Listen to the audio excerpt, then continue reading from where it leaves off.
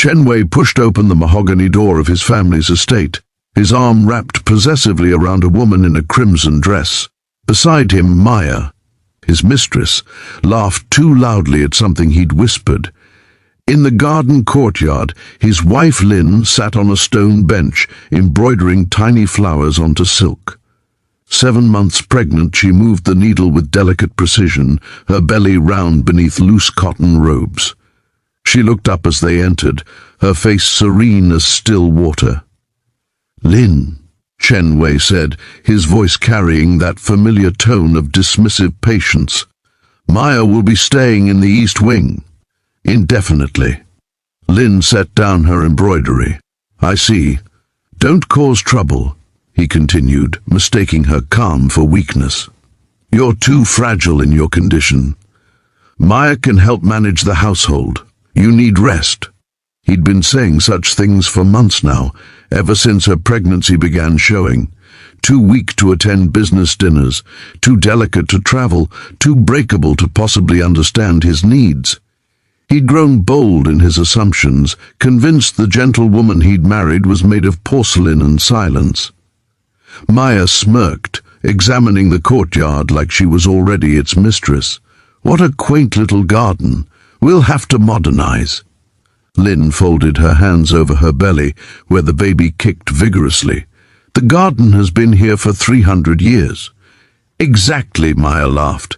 That evening, as Lin prepared tea in the kitchen, she heard them in the dining room, their voices carrying through the paper screens. "She won't do anything," Chen Wei was saying. "She's always been docile. Even her family said so. Scholarly, artistic, completely unsuited for anything demanding. She looks like she might blow away in strong wind," Maya agreed. Lin poured hot water over the jasmine leaves, watching them unfurl. She thought of her grandmother, who'd made her practice forms every dawn despite her father's protests. "A woman should be like bamboo," grandmother had said. "Flexible. Enough to bend. Strong enough never to break." The breaking point came 3 nights later. Lin woke to sounds of struggle in the courtyard. Through her window she saw 2 masked figures attempting to force open the family safe in her late father's study. Chen Wei was away on business, likely at Maya's apartment in the city. One intruder spotted her silhouette. "The pregnant one. She's seen us." They moved toward her door. Lin shifted her weight, breathing deeply. Her body remembered what her husband had forgotten or never known. She'd been all-province champion 3 years running before marriage. She'd simply stopped mentioning it when Chen Wei made it clear he preferred his women ornamental. The door splintered open. The first intruder lunged. Lin pivoted sideways, her movements economical despite her changed center of gravity. She caught his arm, used his momentum against him, sent him crashing into the doorframe. The second rushed her with a knife. She swept his legs, struck his wrist, disarmed him in 3 movements that would have made her grandmother proud. Both men lay groaning on the floor when the lights blazed on. Chen Wei stood in the doorway, Maya behind him. They'd returned unexpectedly. His face was completely blank with shock. "Lin?" he whispered. She was breathing hard, one hand protectively on her belly. The baby kicked as if applauding. "You should call the police. How did you?" "The same way I've done everything else while you've been occupied," she said quietly. "Managed the accounts you thought too complex for me.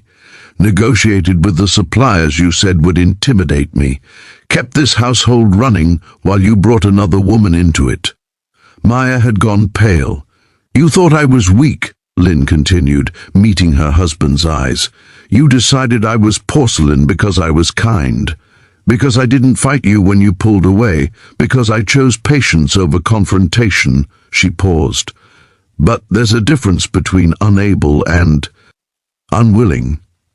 I simply had no interest in proving myself to someone who'd already decided what I was worth." The police arrived, took the intruders away, filed the report. Chen Wei stood in the courtyard afterward, watching Lin return to her embroidery as if nothing had happened. "The divorce papers will be ready next week," she said, not looking up. "You and Maya can have each other. I'm taking the East House. It was my father's gift to me. This child deserves better than growing up watching their mother accept disrespect. Lin, I was never too weak, Chenwei. You were simply too blind to see who you married.